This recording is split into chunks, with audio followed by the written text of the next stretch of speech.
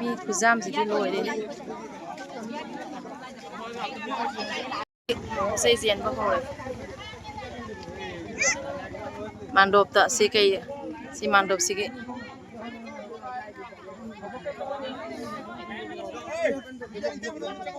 लाल पानी बोलो को जाता दियारी मोरे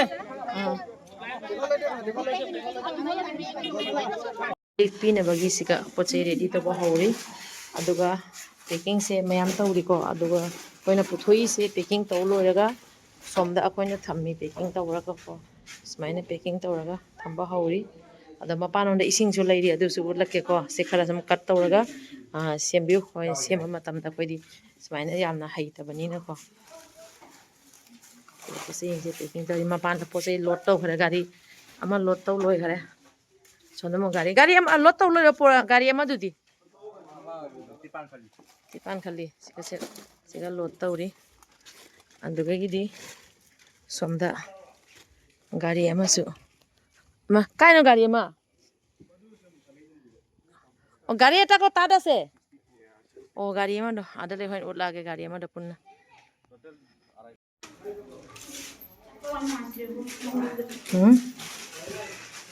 khoigi packing ni se pina bagi si cheng yaudri ising yaudri si room se chanda bade si atopa room da lai ni packing se son room da packing tawna hori alu packing tawba hori atai su haidop tri alu নমস্কাৰ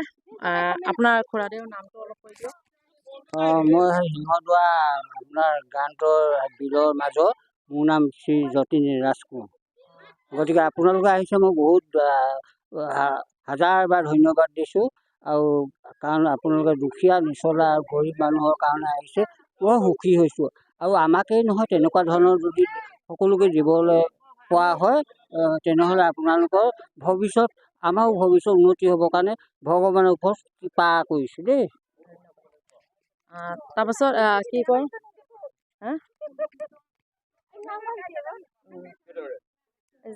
মানে আকৌ বাকী কোনোবা ৰৈ যোৱা নাই ন চবেই পালে ন ললে আইতাহঁতো তোমাৰ আইতাও দিলো নহয় তোমাৰো দিলে চবৰ দিলে মই tongan sa bro মই কি হানুবা নুবিম tongan sa এদে পিবি গো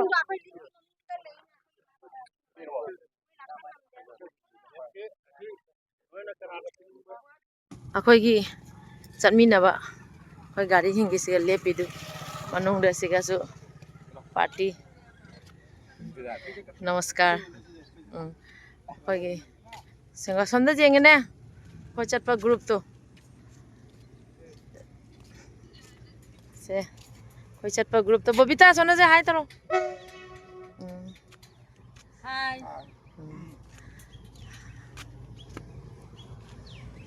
ꯁꯦ ꯑꯩꯈꯣꯏꯒꯤ ꯄꯣꯠ ꯆꯩ ꯄꯨꯔꯤꯁꯤꯒ ꯑꯩꯈꯣꯏꯒꯤ ꯂꯥꯛꯄ ꯁꯦ ꯏꯁꯤꯡ ꯁꯤꯒꯁꯨ ꯄꯣꯠ ꯆꯩ ꯃꯈꯥꯗꯁꯨ ꯔꯥꯡꯅ ꯈꯨꯝꯃꯒ ꯌꯥꯎꯔꯤ ꯁꯣꯝꯗ ꯑꯗꯨꯗꯤ ꯂꯣꯏ ꯀꯩꯅꯣ ꯇꯧꯔꯦ ꯁꯨꯃꯥꯏꯅ ꯑꯩꯈꯣꯏ ꯆꯠꯂꯤꯀꯣ ꯉꯥꯏꯍꯥꯛ ꯂꯦꯞꯄꯤꯅꯤ ꯁꯤꯅꯥꯎ ꯃꯌꯥꯝ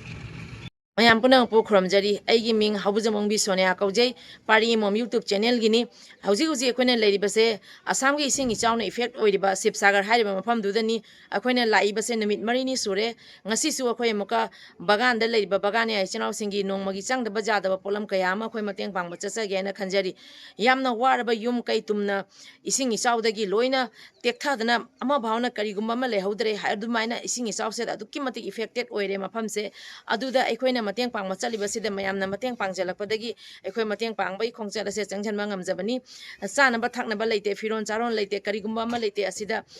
ꯇꯥꯏꯕꯪꯕꯥꯟ ꯑꯩꯈꯣꯏꯅ ꯂꯩꯕꯁꯤꯒꯤ ꯃꯤꯑꯣꯏꯕ ꯑꯃ ꯑꯣꯏꯅ ꯑꯩꯈꯣꯏꯅ ꯃꯩꯇꯩ ꯃꯌꯥꯡ ꯖꯥꯠ ꯕꯤꯖꯥꯠ ꯈꯥꯏꯗꯅ ꯄꯨꯝꯅꯃꯛꯇ ꯑꯩꯈꯣꯏꯅ ꯑꯉꯝꯕ ꯃꯇꯦꯡ ꯄꯥꯡꯖꯕꯅꯤ ꯑꯁꯤꯗ ꯃꯌꯥꯝ ꯄꯨꯝꯅꯃꯛꯅ ꯃꯇꯦꯡ ꯄꯥꯡꯕꯤꯔꯛꯄꯗꯒꯤ ꯍꯥꯏꯔꯤꯕꯁꯦ ꯑꯩꯈꯣꯏꯅ ꯆꯠꯊꯕ ꯉꯝꯖꯕꯅꯤ ꯃꯇꯦꯡ ꯄꯥꯡꯕꯤꯔꯛꯄ ꯃꯔꯛꯇꯒꯤ ꯌꯥꯝꯅ ꯆꯥꯎꯅ ꯃꯇꯦꯡ ꯄꯥꯡꯕꯤꯔꯛꯄ ꯈꯔꯒꯤ ꯃꯤꯡ ꯈꯖꯤꯛꯇꯪ ꯍꯥꯏꯖꯒꯦ ꯁ꯭ꯌꯥꯝ ꯁꯤꯡ ꯂꯨꯄꯥ 50 ꯍꯣꯖꯥꯏꯗꯒꯤ ꯔꯥꯀꯦꯁ ꯁꯤꯡ ꯂꯨꯄꯥ 50 ꯍꯣꯖꯥꯏꯗꯒꯤ ꯂꯈꯤꯄꯨꯔꯗꯒꯤ kasar la khipurdagi ke ibo chawsing lupa lising kun udaipurdagi soiram suchi lupa lising tara manga amadi manipurdagi meitai nongsa timna lupa lising tara mateng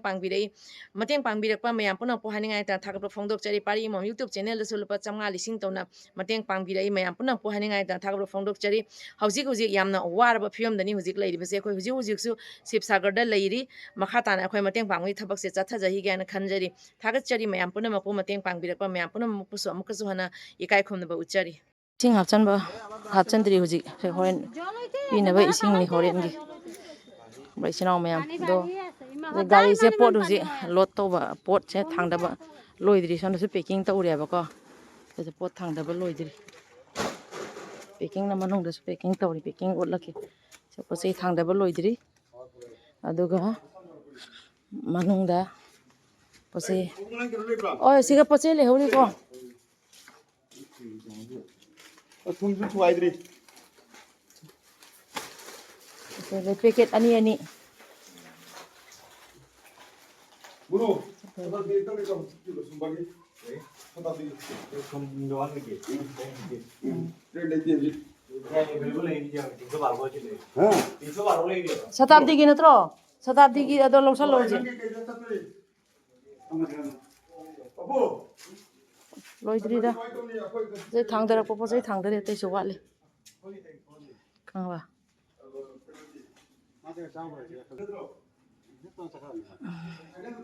वाले दा पसे देदी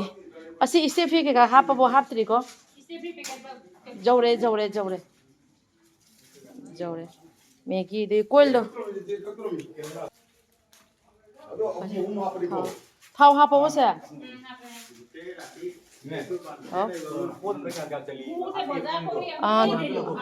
Aduh, kau nak hasil si packing tu begini asam video si sabun.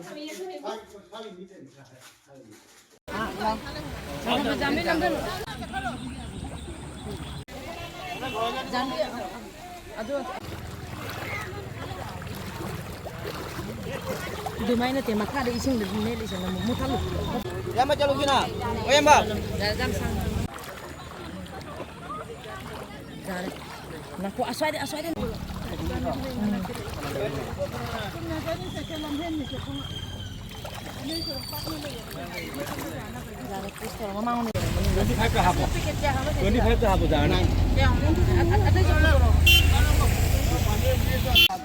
Iya.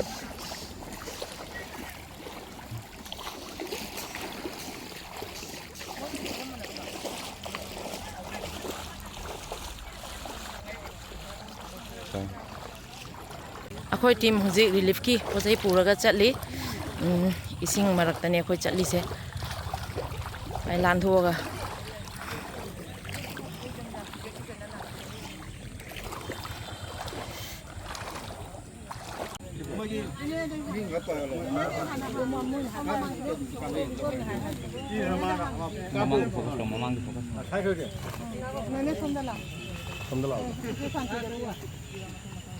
Eta mota eta maki enake di eta mota eta maki de Nabina nanti ini jangan piu kira Zamai na tahu, paling leng, pada paling buka kan, lain kali ni di bawah apa? Kalau pasang, hari ni je. ya boleh